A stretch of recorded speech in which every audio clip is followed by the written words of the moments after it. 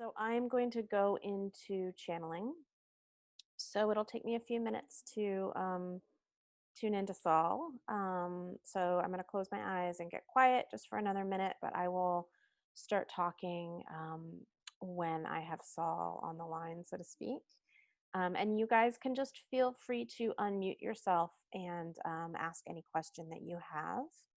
Um, Hopefully, I'm trying to see how many people are on this call. Hopefully we'll have time for everyone to ask one question if you want to. And if not, feel free to just listen.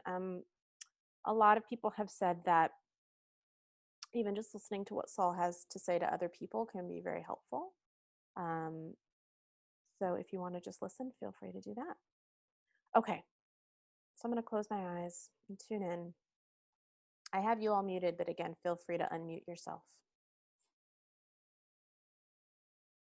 Okay.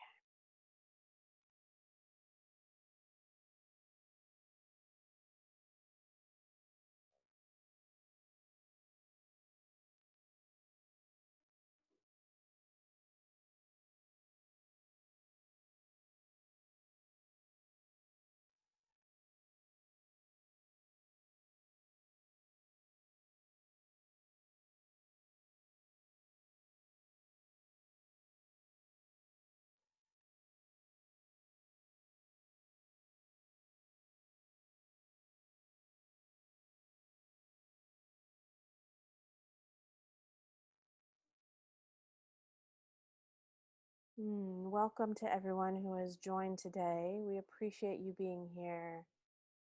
We are very excited and anticipate answering your questions. We love to see that there are new people on this call and that the circle is growing, for we would like to spread our message and our answers to as many people as have questions.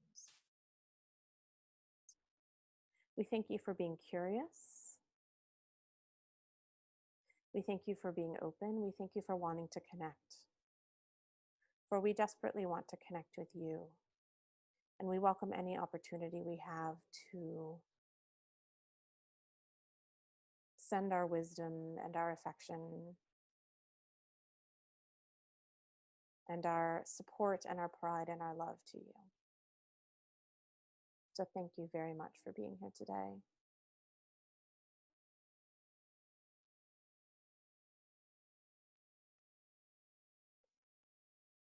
As we said, we are very excited to answer your questions, and we welcome the first question. Who has a question for us?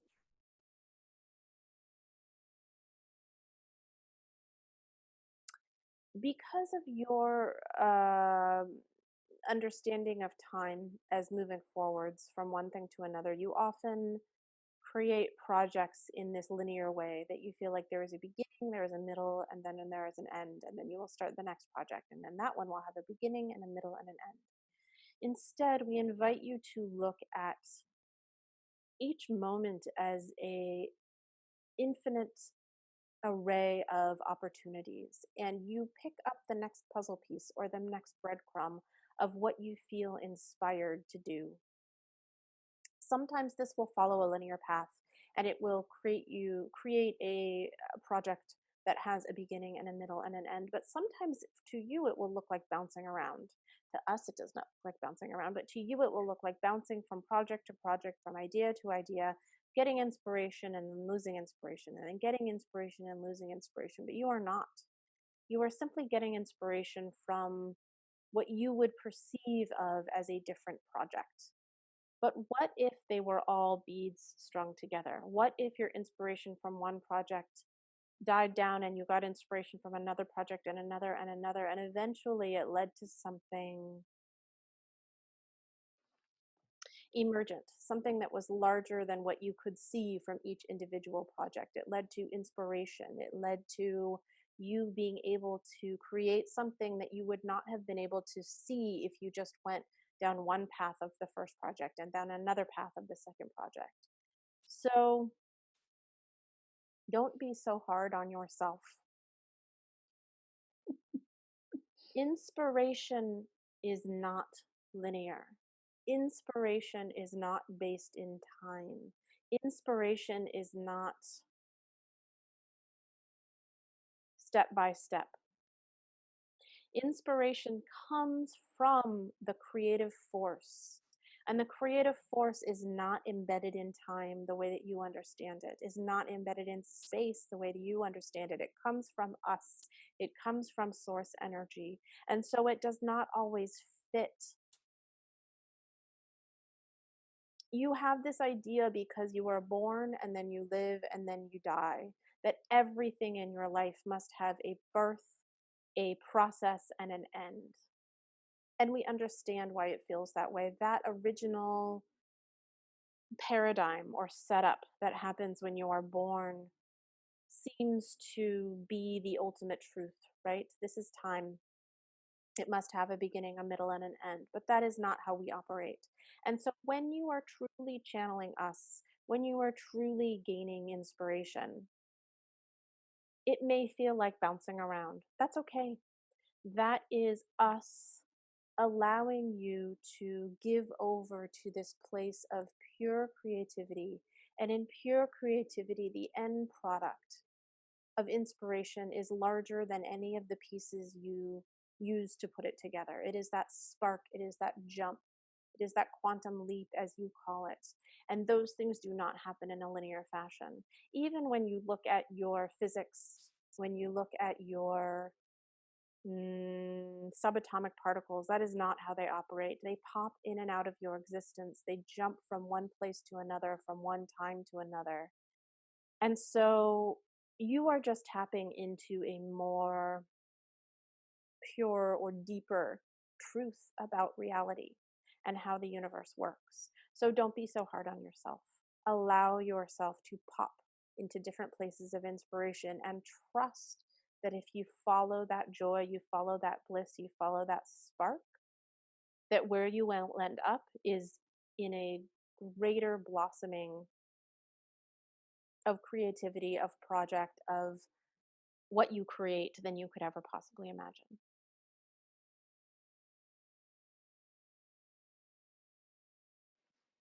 We would say agreement maybe is a word that implies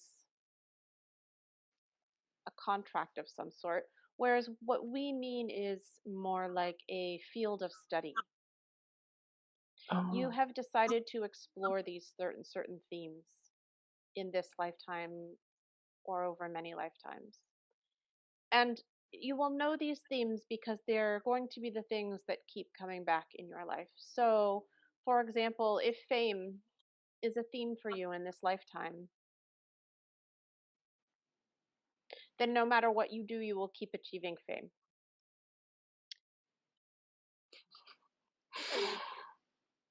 However, if it is just a coincidence, then you may be famous, you may not be famous, but it won't have any emotional impact. You won't have any struggles. You won't have any need to work through it. It won't keep coming up over and over and over again as something that throws you out of balance that you must figure out how to live in harmony with. So,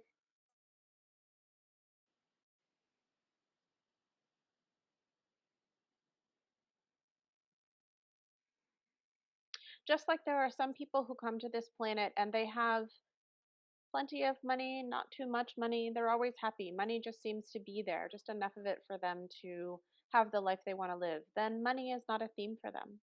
The person who comes to the planet and they are poor, and no matter what they do, they struggle and struggle and struggle and struggle, and they never seem to be able to get ahead. Or the person who is wealthy but keeps losing their fortune and then making their fortune and then losing their fortune and then making their fortune. These are the ones that are struggling with this idea of wealth and what that oh, means. The I person who see. is born rich and never thinks about money and it's never an issue and they just live their life without ever thinking about it. They are born wealthy, but without an issue. The person who is born poor in a village, but they are so fulfilled by their family and don't worry about the fact that they don't have the finest things for their family. That is someone who is not dealing with money. I This is see. partially what karma is this revisiting of an issue until we feel Like we have really explored it. Like we Mhm. have gotten our post PhD in the subject. Mhm. And so we invite you to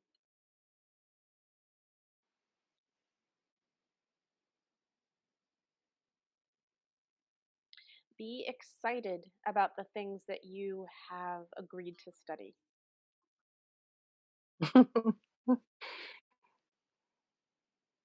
Just like going to actual school and getting your actual degree in something is not all positive, you have decided to study that for a reason.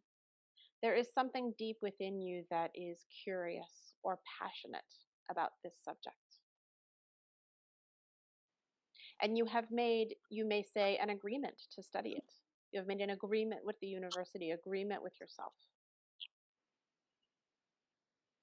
And in a very similar way, you have made an agreement with incarnation, an agreement with your deeper self, with your eternal self, to study these issues.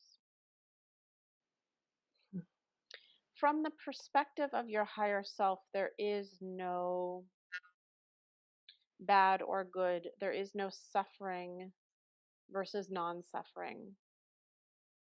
It all just is.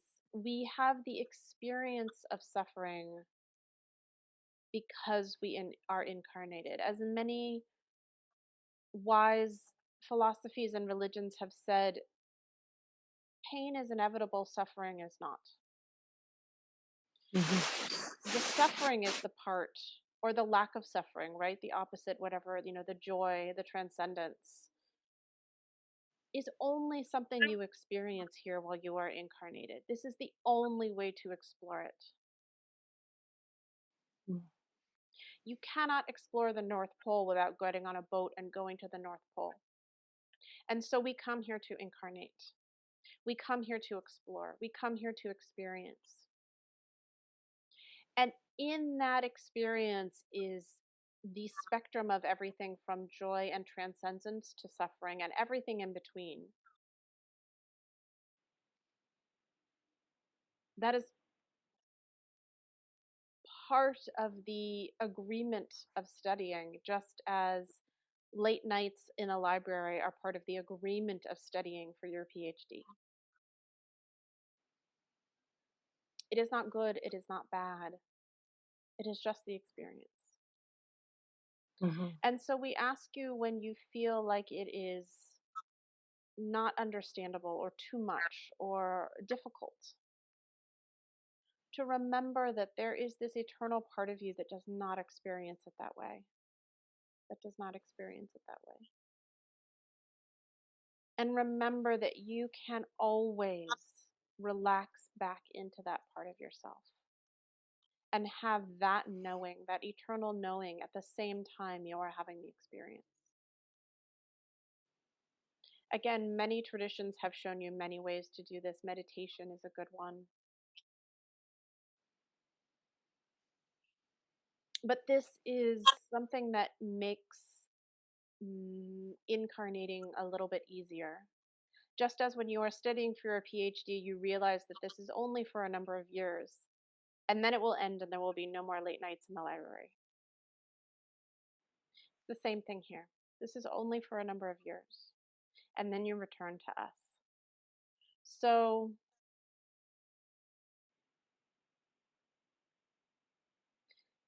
take mm, joy in the fact that you are in the experience. You will never be studying for this PhD in exactly this way again. So if that helps you appreciate all of this, appreciate the moment, then we hope that that gives you some peace.